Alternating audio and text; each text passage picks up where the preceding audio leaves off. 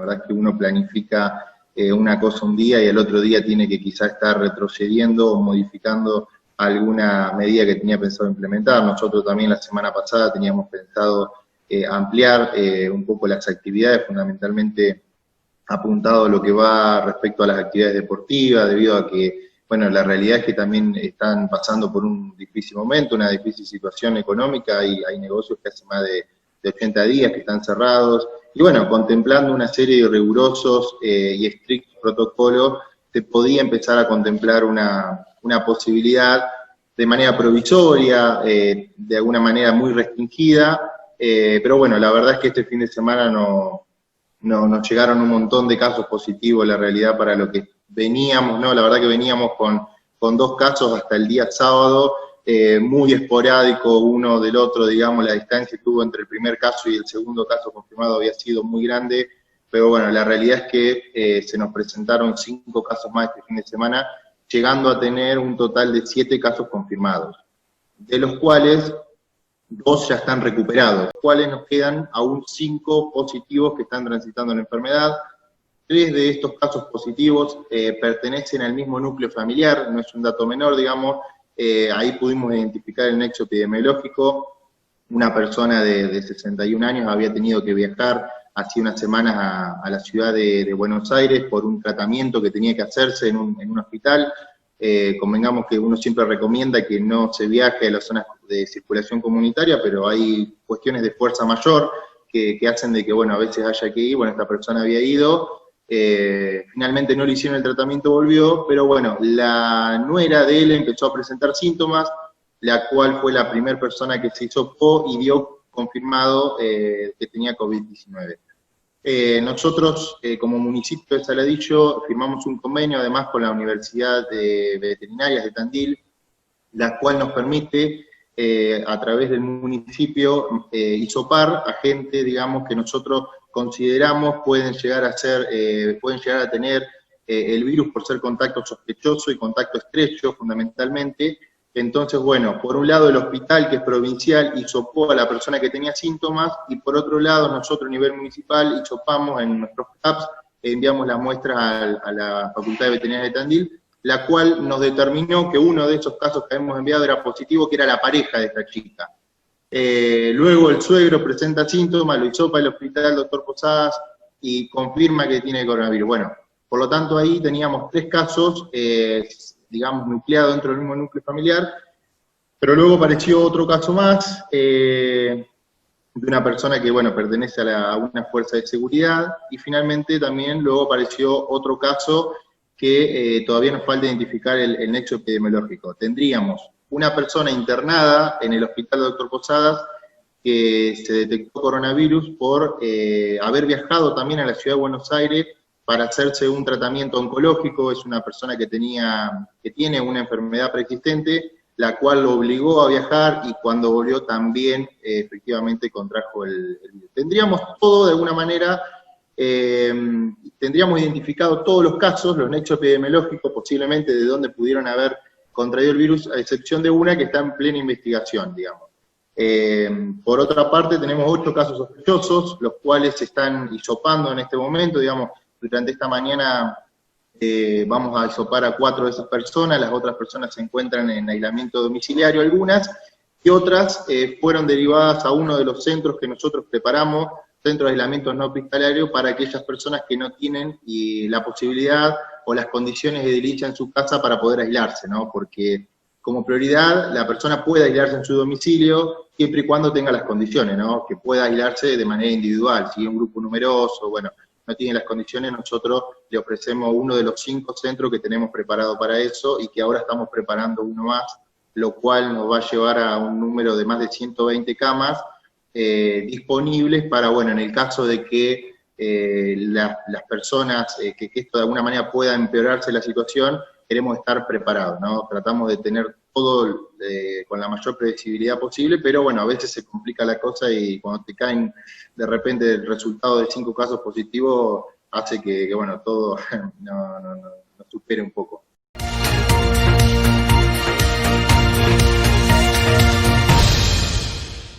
El análisis que vas a hacer, o que estás haciendo ahora, digamos, ¿Qué es lo que permite? Mirá, ¿A qué apunta? Hay que ser claro que la reglamentación del Ministerio dice que el diagnóstico se hace por un método que se denomina PCR, y creo que ya la audiencia debe estar agotada de escuchar el nombre.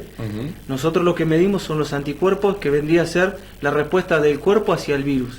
La diferencia ahí que el PCR es más temprano la detección, porque detecta lo que tiene el componente genético del virus que está en cuestión, pero no deja de ser una herramienta muy útil. Y dentro de todos los métodos que hemos visto, que con algunos ha habido un poco de criterio dispare, que si son buenos o no son buenos, este sería el método que seguiría en línea de importancia con la PCR, y viene a generar otro tipo de funcionamiento o de aplicación del mismo. Hoy todavía el virus no está circulando en nuestra población, o por lo menos no hemos detectado su circulación. En algún momento eso puede suceder, por lo cual, salvo en algunas cuestiones particulares, no sería bueno que vos te acerques a mi laboratorio y yo consuma ese recurso. Bien. Por un lado te estaría quitando la plata. Bien. Y por el otro lado estaría gastando un recurso que más adelante sería muy necesario.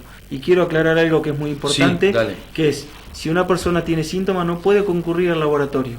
Sí o sí tiene que llamar al 148, y el 148 a través del SAME va a aplicar todo el protocolo necesario, hacer el diagnóstico y cubrir todo lo que sea las cuarentenas y todo lo demás. Bien. Eso no me aplica a mi situación. Ya con síntomas, digamos, o sea, ya con síntomas hay que ir directamente al hospital, o sea, llamar al SAME, digamos, y ya con síntomas aplica lo de el análisis del cual siempre estamos atentos, de que se hace un hisopado, se envía a Ciudad Azul, ¿no? Nosotros lo que vamos a estar es colaborando con decir, a ver, qué ingreso tiene en la población el virus, para ver por dónde se mueve, hacia dónde se va, qué cantidad de población está afectada, y sobre todo para cuidar todos aquellos que están en riesgo continuo de estar en contacto con el virus, como son los médicos, las enfermeras, los ayudantes de los geriátricos, la policía. Es decir, ahí está. Entonces, abarcaríamos otro tipo de situación. Por eso, vuelvo a repetirle, ir hoy al laboratorio y hacerse el análisis, que sería una mala, que aún no está reconocido por la obra social ni ninguno contra el COVID. Sería ir a gastar plata, a gastar recursos, y no tendría lógica alguna. Debemos guardar todo este tipo de herramientas para cuando realmente se necesite, que quizás, y ojalá que no, más adelante tengamos que hacer de apoyo o ir buscando lugares, zonas calientes, de donde el virus esté circulando muy rápidamente. Bien, la cuarentena es importante, ¿no? Sí, Julio. ¿Qué pasa? La cuarentena fue con un primer motivo de organizarse el sistema sanitario para poder afrontarlo. Yo creo que se aprendió muchas cosas, porque la desgracia de Italia, de España, hizo aprender hasta cómo hacer algunos protocolos de trabajo con el paciente, y esto va a salvar vidas. Pero llega un momento que uno no puede seguir escondido de esta situación, porque trae otros problemas. Esto no implica que mañana todos tenemos que salir a la calle y ser descuidados, no, implica que tenemos que ir día a día planteando cómo continúa esta cuarentena, y que a veces el remedio no sea peor que la cura. Claro, porque nos vamos a enfermar en otros sentidos. Sí, se están descuidando otras patologías. Claro. Yo estoy viendo que hay gente que necesita atención fuera de la ciudad, o atención misma en la ciudad, y están horrorizados de salir a las calles. Sí, de ir a un médico, por ejemplo, ¿no? Entonces, me sucede en mi profesión día a día.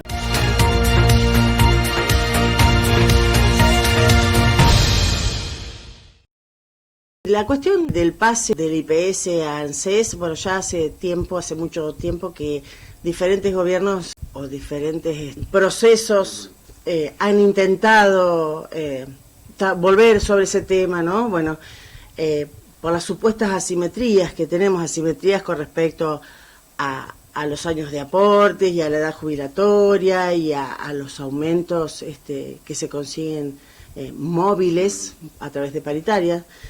Conquistas que son totalmente gracias a nosotros, al gremio, ¿no? Que los gremios han logrado esas conquistas. Pero bueno, parece que volvemos otra vez a la rueda con este tema, que nos preocupa, que estamos al tanto de la situación, estamos alertas, y bueno, esto viene de historia, pero una historia reciente da cuenta de ciertas reuniones y convenios que se han establecido. Por ejemplo, nosotros sabemos que en el año 2017, la gestión anterior, Nación, provincia y ciudad autónoma refrendaron lo que fue un convenio fiscal 2017. Lo que determinó un artículo, que es el que a nosotros más nos preocupa, donde se le daba cierta, o se lo invitaba al Poder Ejecutivo a que se juntara o que se agrupara con las provincias y acordaran establecer asimetrías con respecto a los aportes previsionales. ¿Por qué? Porque, bueno, nosotros como IPS, nosotros docentes, hay muchísimos sindicatos que aportan al IPS, nosotros aportamos un 16% mientras somos activos, a diferencia del ANSES que aporte el 11%. A través de ese convenio fiscal se pretendía que aquellos que no habían pasado de provincia a nación lo hiciesen y así tener todos un mismo sistema previsional. Lógicamente, nosotros en su oportunidad reclamamos, fuimos al IPS, hicimos movilización, todo se quietó. Pero ahora nuevamente vuelve a la rueda esta cuestión porque en abril se firmó un convenio entre el IPS y el ANSES en la provincia y nadie sabía de dicho convenio. Cuando sale a la luz a través de un decreto que emite el gobernador refrendando dicho convenio, bueno, entonces acá nos pusimos en alerta, se hizo una nota en conjunto con todos los gremios de la provincia solicitando información con respecto a eso y por qué no se nos había informado, para lo cual salió a hablar el presidente del IPS diciendo que no, que simplemente era un reclamo que hacía el IPS de como la gestión anterior había habido un déficit entre ingresos y egresos, bueno, era un reclamo que se hacía, pero que nada que ver tenía que ver con esta homologación o diríamos paridad entre para buscar esa armonización que llaman.